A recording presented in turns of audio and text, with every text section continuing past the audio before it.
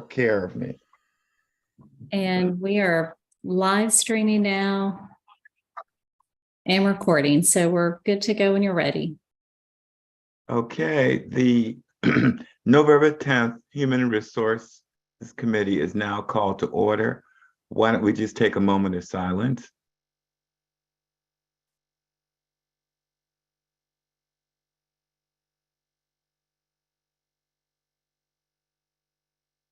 Amen. Amen. Okay, I'll turn it over to you.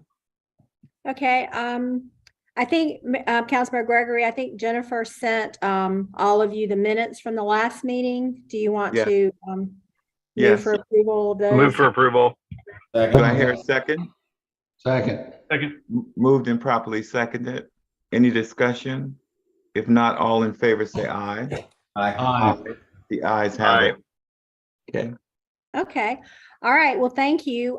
We don't have a lot on the agenda today. We've made most of our budget recommendation presentations, and so I think at this point, Amy's pretty close to having a budget for everyone to vote on, which I'm very much hopeful that it will pass. But we did want to give you an overview of the slides we've been showing you with our current turnover. Now that we have October numbers, they're not very vastly different from what we've had, but there's some small changes. So Becca was not able to join us today, so Heather's going to be the driver as far as putting those screens, those pages on the screen. So with that, Heather, you want to start with your slides? Sure. Share. There we go. Can you see that? Yes. Yes, ma'am. Okay. So good afternoon, and we'll go through these slides and give you an update, including numbers through the end of October. So let's see from the beginning. Here we have the staffing levels, and you can see that the numbers on the sworn side or non-sworn are on the top line in white there. These are vacant FTEs. So the fact that we are 11 positions down means we're in a better place from a staffing standpoint there, that we've gained 11 people occupying those FTEs since our last report. On the blue line there, you'll see PD.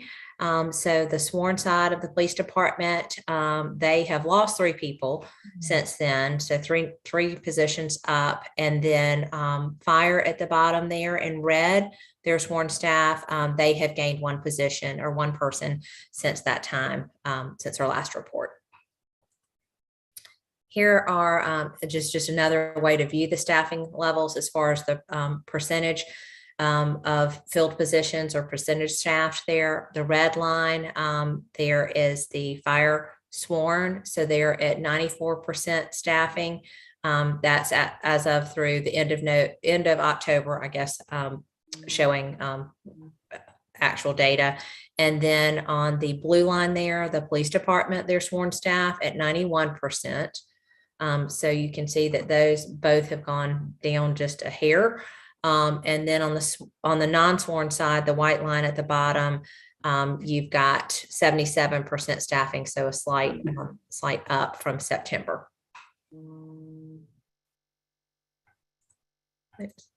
Okay, and then job postings, views, and applications. This includes data through the end of October.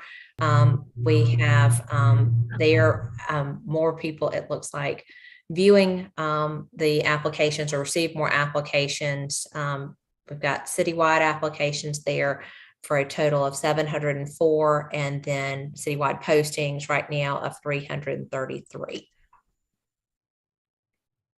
That orange line is showing compared to the posting the apps received. So that I'll be really happy when this Dominion property is in my rearview mirror. Julia. Julia, you're on speaker. Okay, she's off. Okay, so the citywide applications, while there's a slight increase from September, the number of postings there are also higher. We've got more jobs posted at the moment. And then the conversion rate, this is something Ryan had started showing earlier in the year, and we've continued to show. So this is looking at the number of people that view the posting compared to the people that actually apply. And that number ticked up from 1.2 to 1.3% from the last month. So not a big change. And if you kind of look back at earlier in the year, that number has held kind of around, anywhere from 1 to 1.5. And then turnover. So this is turnover just through October of each year. So that number is 7.87% for fire sworn, and police is 9.25%. And then with non-sworn, 21.72%. With the non-sworn, that's gone down a little bit. The way I'm viewing this on my laptop, I'm not able to see my the previous month's data, but I do remember that on the turnover non-sworn, that's gone down just a hair, and also on the projections you'll see on this next slide. So the projection there for fire is 9.36, and this is based on the historical trend. The police projection there is 10.64, and then the non-sworn is 25.46. So that number is slightly lower than what we saw last month. And then also on the next slide, the trend that is based on, if we look at what last year happened in the last quarter of the year, we had some extreme upticks in turnover there. That number has gone down as well. Fire sworn there, 11.4%. Police is 12.23, and the non-sworn is 29.72. I think it was 32% on our last presentation. So it in the 20s is better than in the 30s. It's still not a great place to be. But Heather, this is Gregory. yes, sir. Just a quick question for you. When you look at 2020, and we were at 15.95, and then 2021, 25, then now we're at. That's projected to be 29, right? 0.7. Right. What do you think happened? In 2020, we were able to sort of hold strong based on COVID through the majority of that year.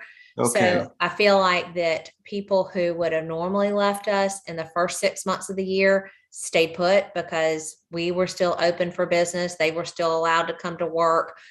We weren't laying people off like some other employers were. So they stayed with us through the summer, but I feel like probably around August in 2020 is where we saw people start to leave, but it was almost an anomaly of a year there because of COVID that we really only lost people towards the latter half of the year. Okay, thank you. Yes, sir. Any other questions?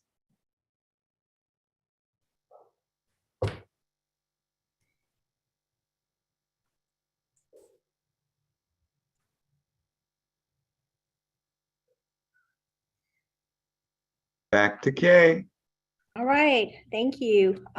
We really don't have anything on the agenda, just a couple of things I will mention. We are working with Matt Fountain to do some reorganization in the stormwater department. We have met with him, and we're trying to get a meeting for next week to try to finalize some of our preliminary changes. And next Monday we have 10 new hires beginning. We have 2 of those garbage operators, which of course that's always good news, because we've been struggling with CDL drivers this year. We currently have 9 agency temps working in stormwater, which is more than we've had all year. So we're feeling pretty good about that. And according to Kendrick, they have all applied for full-time jobs with us. So I think there's definitely some positive things going on, but we're gonna need that pay increase for January if we're gonna reverse this almost 30% trend that we're seeing. I mean, turnover, because that's just not sustainable. Question for you, Kay. Going back to Matt Fountain and stormwater. Mm-hmm. I've reviewed his I like to call it a pathway. Right. because it sort of gives a career ladder in a Mhm. sense for people and something to look forward to. And it's something that you and I discussed some months ago.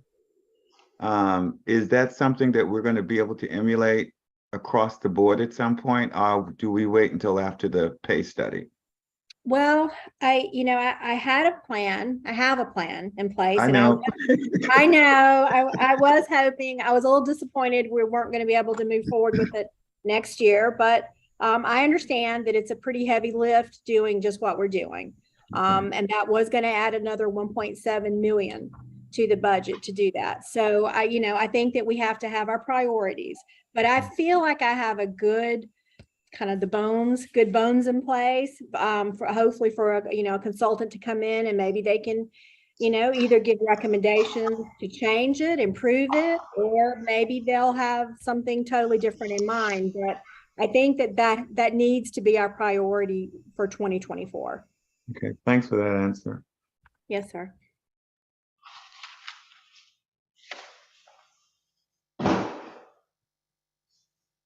Is there anything else to discuss from other members of the committee?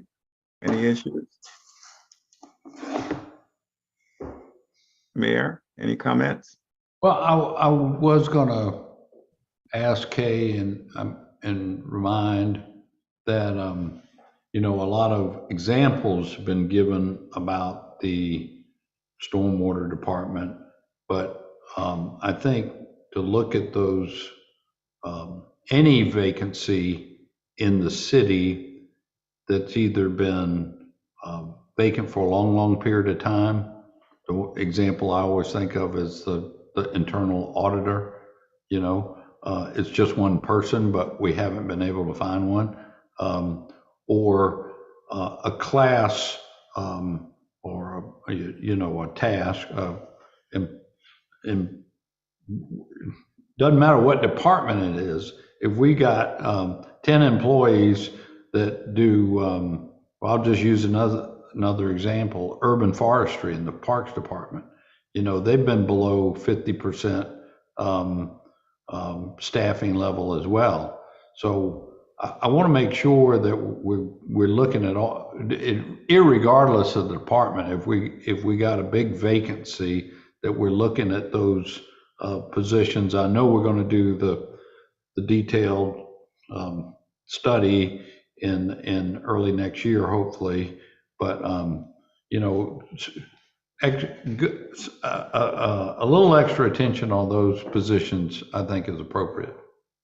And Mayor, in urban forestry, given that 50%, the way we shore them up is through indefinite quantity services. Yeah, there are some cases where we can do that, and I think that's one case where we did. We added some funding to just go out and hire some forestry companies to help us catch up, and particularly after the hurricane to help us somewhat. But anyway, the areas where we continue to want to keep our own employees doing it, and we've got those high vacancy rates. I'm just saying, it doesn't matter what department it is. We ought to look across the city at any task or any employee that's been vacant for a long time, or overall high vacancy, high staffing vacancy, if that makes sense. Yes, sir. No, I agree. And I can think of several divisions right now. I know public service, I know, has a couple of divisions that have been struggling. Yep. And recreation's had a tough year as well. So I'm hopeful that if the pay changes, the COLA and the pay plan adjustments go through, I'm kind of, I don't know, maybe I'm being too optimistic, but I'm kind of looking for a sort of an immediate improvement. Yep. January, February time frame. I hope so. I think so. Hope so. I think so too. Mm-hmm. If I were a betting man, I'd bet money you're going to get that budget approval you need on those things. Well, thank you, Mayor. That'll help me have a good holiday weekend. I see, Mr. Chairman, I see Amy has her hand up and Councilmember Gregg. Thank you. In that order, please. Good afternoon. I just wanted to add for the funding for urban forestry, we put ARPA funding away for us to catch up on some of those. So there are some POs out there for that, and that would probably carry over into 23 for a period of time anyway. So we do have those. And then as we've kind of discussed in ad hoc and lately as well with the pay increase and all of that, that we plan to do that with some of these tougher positions that we've had, is kind of look at it once we get the approval for the pay increase and see where we are in those positions. And if we're still having a problem competitively, to definitely look at those. So we know that, and we will look at that, because like we said, we're not sure that this will solve all the problems, because there might still be some positions that are still hard to fill. So we definitely plan to look at all of those. So just to let you know, I know we've had a lot of conversations about that lately. Thank you. Councilman Gregg? Yeah, so I've got a question. Are the department heads allowed to make adjustments to pay, or are they strictly limited by the pay grade and I guess the hourly wage associated with that pay grade? Well, Kay might be better than I. There are ranges out there. yes, sir. We there is a range. We post a range, usually from the minimum up to usually 7%, because we generally pay, a premium if you have a degree above what the position offers. Certainly, if you have, a lot of experience, we look at that as well when we're looking at starting salary. We have fairly often in the past, we have regraded positions because sometimes positions change over time. They take on additional duties or additional complexity.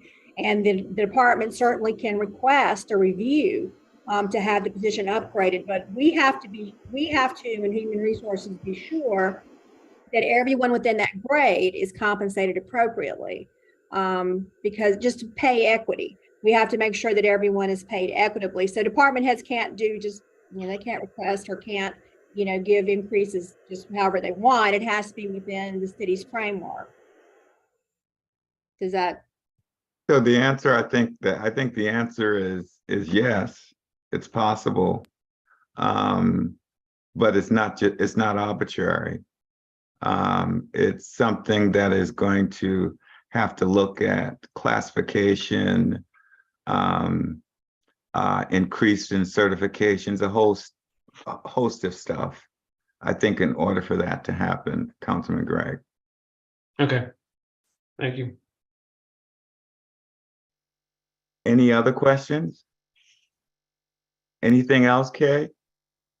No, sir. I don't have anything else for you today. We feel like we had a successful open enrollment. All but 123 employees did enroll online or either through Human Resources. And considering that not every employee has our health insurance, we feel like we had a very successful enrollment, and now we've got a lot of work to try to get those files to the appropriate carriers and make sure that all those deductions are going to be correct for January. But we're working on that.